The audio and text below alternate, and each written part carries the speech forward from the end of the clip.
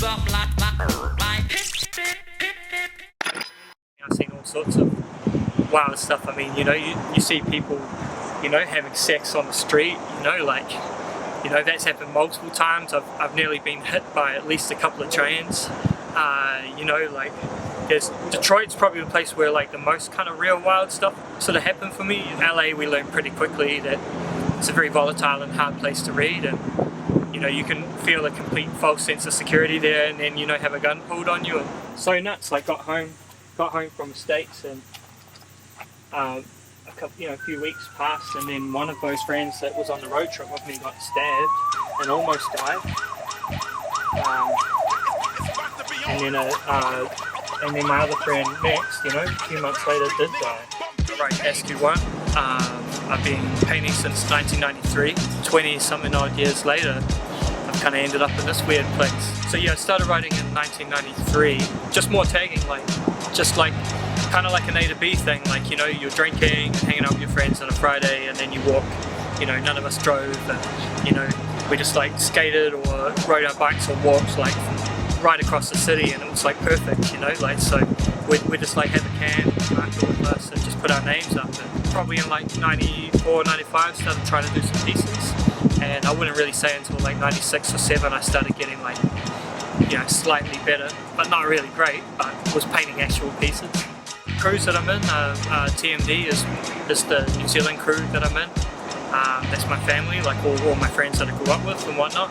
Back in like 2003 or something, I got put into Stick Up Kids, which is Can 2 from Germany's crew.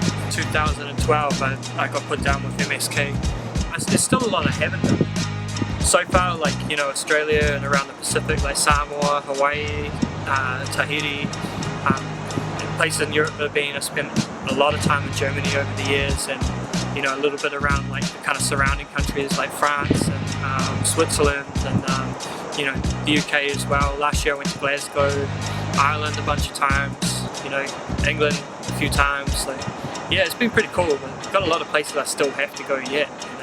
I mean, I guess that's kind of one of the real interesting kind of things about the whole graffiti phenomena, is that there is a kind of network of very like-minded people all around the world, and we all sort of have found each other.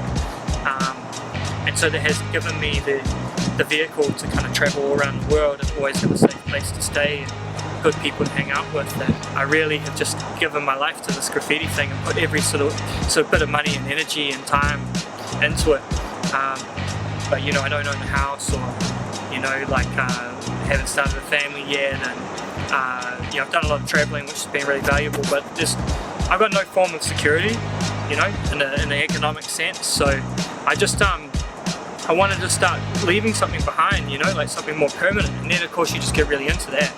Now I'd say my stuff's quite researched, like I really spend a lot of time reading and, just kind of really educating myself. It's become a kind of almost another form of education for me.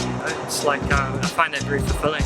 Initially, like I actually tried to be both a vandal and an artist. Like I was just like kind of trying to bring a bit more humor, irony, and different ideas into the stuff I was doing on the street. Like I sort of really thought you could kind of do both really comfortably, and some people do, but it kind of burgeons more sort of into that kind of sort of street art kind of territory. I meet a lot of young cats that they want advice, and the main thing that I say to people is just to be real. And I don't mean like keep it real in a hip-hop keep it real kind of sense, like keep it real, like be yourself, like explore your own kind of unique kind of slant on it.